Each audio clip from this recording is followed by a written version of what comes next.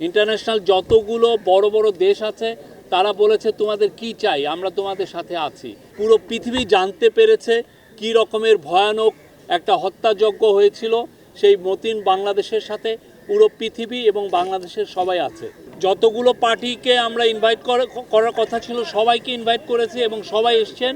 বিএনপির নেতৃত্ব দিচ্ছেন মির্জা ফখরুল ইসলাম আলমগীর এবং জামাতের নেতৃত্ব দিচ্ছেন আবদুল্লাহ মোহাম্মদ তাহের, তাদের ভাইস প্রেসিডেন্ট।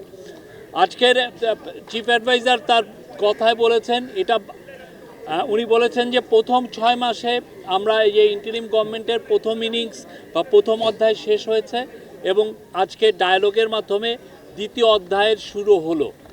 আমরা ওনার পুরো 24 মিনিটের একটা স্পিচ ছিল, আমরা পুরো স্পিচটা আপনাদের জন্য আমাদের হোয়াটসঅ্যাপ গ্রুপে দিয়েছি, আপনারা দেখবেন। এটা একটা আমি বলবো যে খুবই ঐতিহাসিক একটা স্পিচ। উনি জানিয়েছেন যে আমরা যেই বাংলাদেশকে গড়তে যাচ্ছি এই ডায়ালগের মাধ্যমে, সেই ডায়ালগ তার প্রতি পুরো দেশের এবং ইন্টারন্যাশনাল সবার সমর্থন আছে। ইন্টারন্যাশনাল যতগুলো বড় বড় দেশ আছে তারা বলেছে তোমাদের কি চাই, আমরা তোমাদের সাথে আছি। এবং একই সাথে ইউনাইটেড নেশনের পূর্ণ সমর্থন আছে।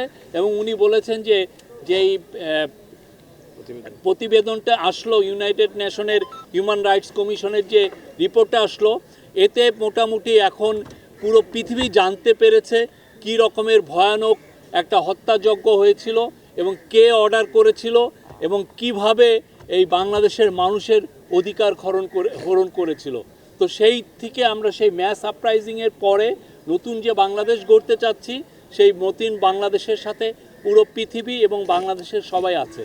আজকে একটা মহৎ একটা উদ্যোগ শুরু হলো এবং আমরা এই দ্বিতীয় যাত্রার মাধ্যমে বাংলাদেশ কী রকম বাংলাদেশ আমরা চাই এটা নির্ধারিত হবে।